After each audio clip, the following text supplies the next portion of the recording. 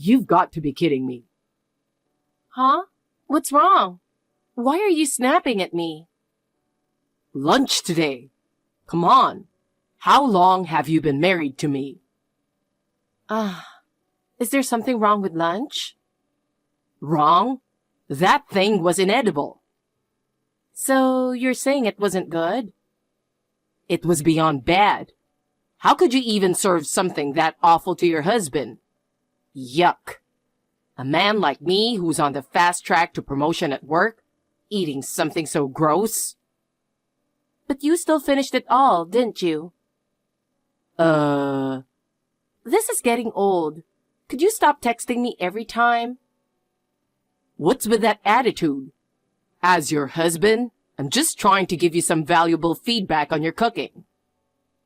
So tell me, what was the worst part of today's lunch? Do I even need to say it? The meatloaf. I mean, it was probably supposed to be the main dish, right? You're really dropping the ball as a wife, you know that? Are you seriously saying that? What? Can't I speak my mind? I mean, you do remember that meatloaf has always been your favorite dish, ever since you were a kid, right? So what? You've bragged about it to me countless times. How your mom is such a great cook, especially her meatloaf, and that I should learn a thing or two from her. Wait, you're not saying... Yep. That meatloaf you called gross today, your mom made it. No way. Oh, it's true. She made too much last night, so she shared some with us. Unbelievable. You didn't even recognize your own favorite dish. I can't believe I said that about my mom's cooking. No, it's just, I've been so stressed at work. I wasn't really paying attention to the taste. Really? But not recognizing your all-time favorite dish? Shut up. Your cooking is always bad, so I just assumed today would be no different. There you go, insulting my cooking again. Anyway, today's meatloaf was made by your mom.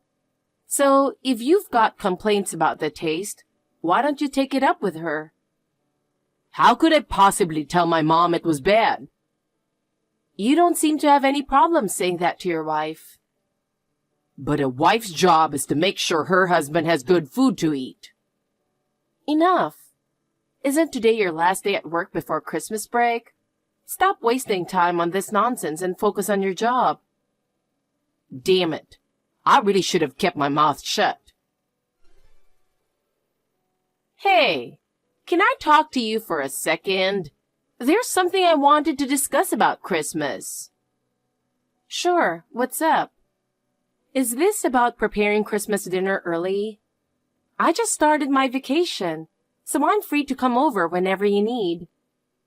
Oh, no, not this time. Oh? So, I mentioned that we're hosting 25 people for Christmas this year, including Tom's grandmother's birthday celebration, right? Yes, I remember. We were talking about how massive the Christmas dinner would have to be with your sister. Yes, exactly. But then Dave suggested that it might be too much work. So he offered to order Christmas dinner from a restaurant for all 25 of us. He's even covering the cost, so we're taking him up on it. Wow, that's incredibly generous. But what kind of order are you planning for 25 people? Well, we decided to go for a bit of a fancy course to make sure everyone enjoys it. What's on the menu? For starters, we're having smoked salmon and avocado tartare. Then for the main course, there's roasted prime rib and turkey with truffle sauce. That sounds amazing, both dishes. Right? Dave is really looking forward to it too. We'll also have mashed potatoes and green beans, sautéed in almond butter, as side dishes.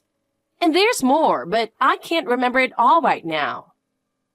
That sounds so impressive. It's going to be a true Christmas feast. Exactly.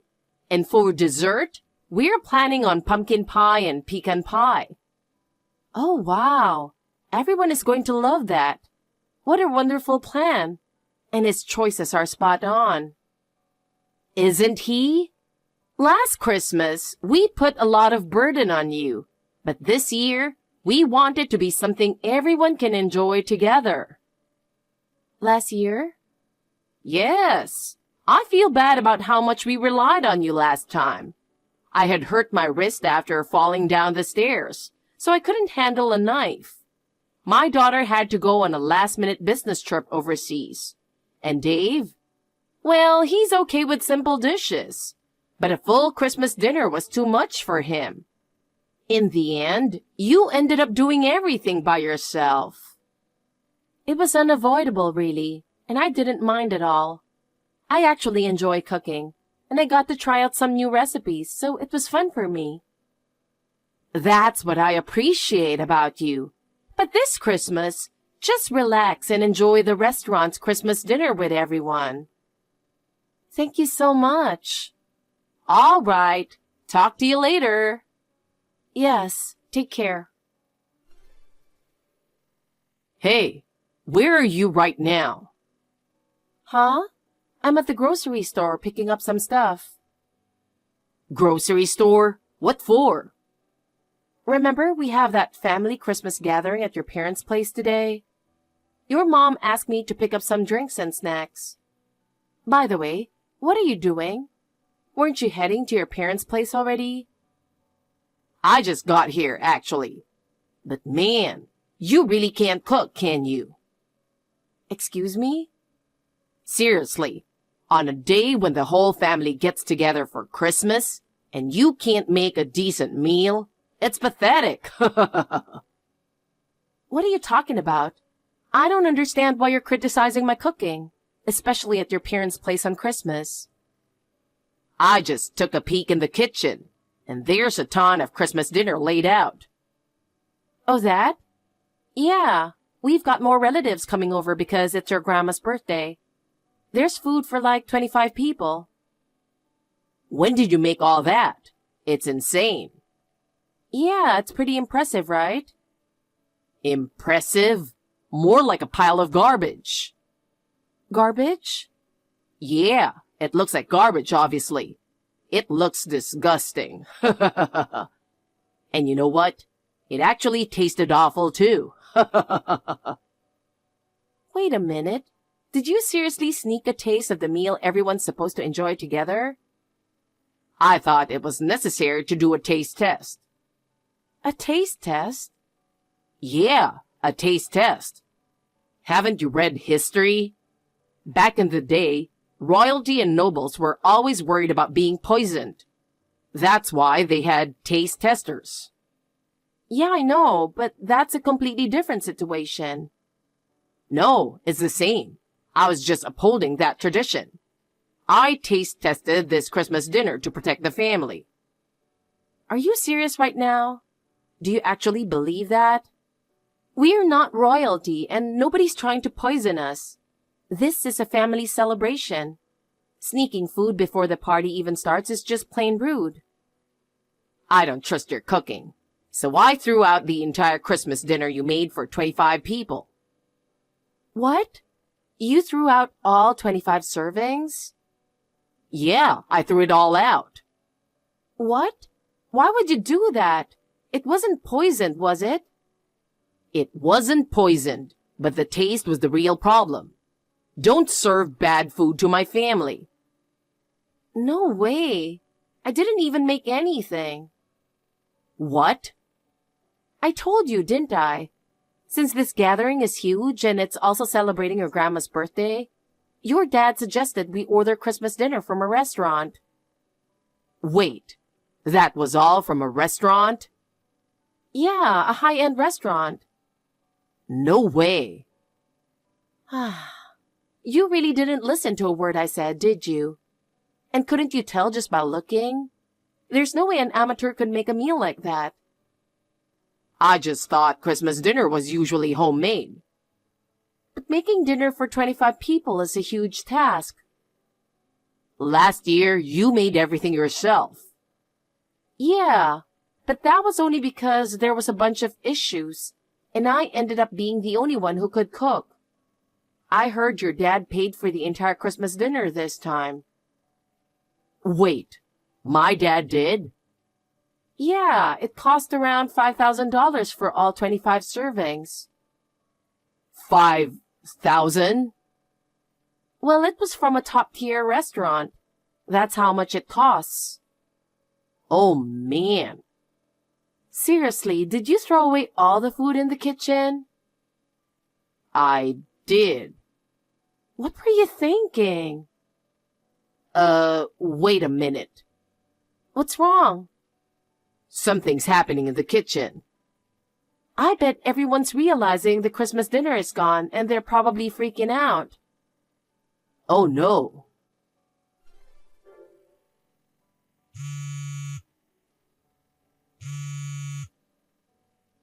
Where are you right now?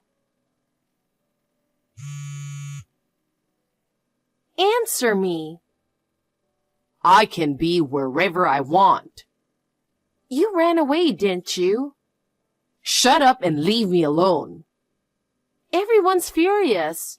Not that it's a surprise. They know it was me? Yeah, I told them. What? Why would you do that? You're supposed to stand by your husband. Why would you rat me out like that? Of course I'd tell them. Why? Because this whole mess started with you trying to mess with me. How could you expect me to cover for you? What? Just come back. There's no point in running away now. There's no way I'm going back to that disaster. You're the one who caused this disaster in the first place. What? Just get back here now. No, I didn't do anything wrong. Are you serious? This is all because of you, the lousy cook. You should be the one apologizing to everyone. Just say, it's all my fault because I couldn't make a decent meal for my dear husband. We've been searching everywhere for him, but he's nowhere to be found. You checked the house, right? Did you have any luck finding him? No. I searched every possible hiding spot at home, but he wasn't there. I see. Where could he have gone? How are things over there? Everyone's still furious, of course. I mean, he did ruin his grandmother's birthday celebration after all. Exactly. And on top of that, he's running away and trying to pin the blame on you. Not to mention, this whole situation stems from his constant criticism of your cooking, which is ridiculous since you're such a great cook. It's hard to admit, but he's really turned out to be a real jerk. I honestly don't know where we went wrong raising him. As a mom, I'm honestly so embarrassed. Wasn't he a sweet kid when he was younger? Yes, he was. When he was little, he was so kind and thoughtful, always helping out around the house without a fuss. If I was busy, he'd even jump in to wash the dishes. And whenever I made meatloaf, he'd rush into the kitchen saying, "I'll help, Mom." How did he end up so twisted? Maybe we were too overprotective. I'm really ashamed as a mother. Please, don't be too hard on yourself. This isn't about raising a child anymore. He's a grown man who should know better. Thank you. But still, where could he be hiding? This town isn't exactly full of places to hide. Actually, I have one more idea. Oh? In fact, I'm already there, and I'm pretty sure this is where he is. Really? Where is he? I hate to burden you further, especially on Christmas, but this situation isn't going to resolve itself. Where are you? Could you bring as many of the guys as you can and meet me at the address I'm about to send? Okay. I'll gather everyone and head over. You know, hiding isn't going to help you. What are you talking about? Everyone in the family is looking for you. You might as well give up and come out. Did you apologize to everyone yet? I'll come back once I know you've done that. No one thinks I'm the one at fault, so apologizing wouldn't make any difference. What? The truth is, you're the only one who thinks my cooking is bad. Then I'm not coming back. So you're really going to keep running, huh? Yeah, like you even know where I am. Well, if you finally admit your cooking is terrible, and admit that it's all your fault and apologize, and that you'll pay the $5,000 for the Christmas dinner thrown away, maybe I'll think about it. Do you really think I'm going to do something that ridiculous? Then I'm not coming out. That's fine by me. What? I already know where you're hiding anyway. Huh? There's really only one place you could be. Wait, what? You're at the apartment of a woman, the one who works in the cafeteria at your office. She's 35, right? How do you know that? I started suspecting you were cheating as soon as you began calling my cooking bad. What? Think about it. It's weird for you to suddenly say my cooking is awful when you used to eat it just fine. That made me wonder if you were comparing it to someone else's. So I did some digging, and that's how I found out about her. If she works in the cafeteria, she must be a great cook, right? So, all those insults led you to figuring out I was cheating.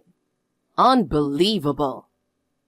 And to think you even said the meatloaf your mom's been making since you were a kid was awful. You're so obsessed with this woman that it's messed up your taste buds, huh? No, I actually liked it. You just wanted to put me down? Uh-huh. Well, now that we've cleared that up, yep, the door's unlocked. Wait, what?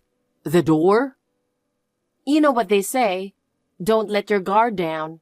So here we are with your parents and 15 other relatives, all ready to come in. What? All right, everyone, let's go in. Wait. No. No. It's too late. You're not getting out of this one. Come on, give me a break. I'm so sorry for what my son did. Emily, when he threw out the entire Christmas dinner, I thought there was no way we could still have a party this year. But you saved the day by getting that catering service, you know, and managed to turn things around. Thanks to you, we were able to celebrate both Christmas and Grandma's birthday together. I'm just glad I could help. It's such a shame that the dinner Dave ordered was ruined, though. Yes, it's unforgivable to waste food like that. I'm really sorry. It's all because we spoiled him too much as parents. Please don't feel that way. This isn't your fault. Besides, the divorce with him is finalized and I got the alimony. So everything's settled. You don't need to worry about it anymore. Thank you, Emily. You're truly kind. But I do want to keep you informed. Of course, go ahead. We've disowned him. After the divorce was finalized, he tried to come back home, claiming he was broke after paying alimony. But my husband and I decided we wouldn't let him off the hook this time, so we kicked him out. He keeps calling and texting, but we're completely ignoring him. I see. Understood. Oh, and his affair partner's parents told us they've disowned her too. So, it doesn't look like those two will last long together, huh? You think so too? Yes. Jason is about to get a reality check in that marriage. Ah, I know what you mean. If he tries to come crawling back to you, please don't entertain it. Don't worry, I won't. My lawyer advised me not to cut him off completely just yet. So for now, I'm just leaving his texts unread. So Jason and his affair partner did end up getting remarried. But as expected, they didn't last a month. Turns out, Jason assumed she was a great cook because she worked in the cafeteria, but she was actually just in charge of plating and never cooked anything. She had never even used a knife before getting remarried, so her cooking was a disaster. To make matters worse, she had no sense of taste and didn't worry about using spoiled ingredients. Jason ended up with food poisoning several times. Feeling like his life was at risk, he decided to divorce her. Now he's single again, cut off from both his family and relatives. With no housekeeping skills, he's living alone in what's become a complete mess of an apartment. Apparently, he's lost a lot of weight, gone gray, and looks so old that people mistake him for being in his 50s, even though he's only in his 30s.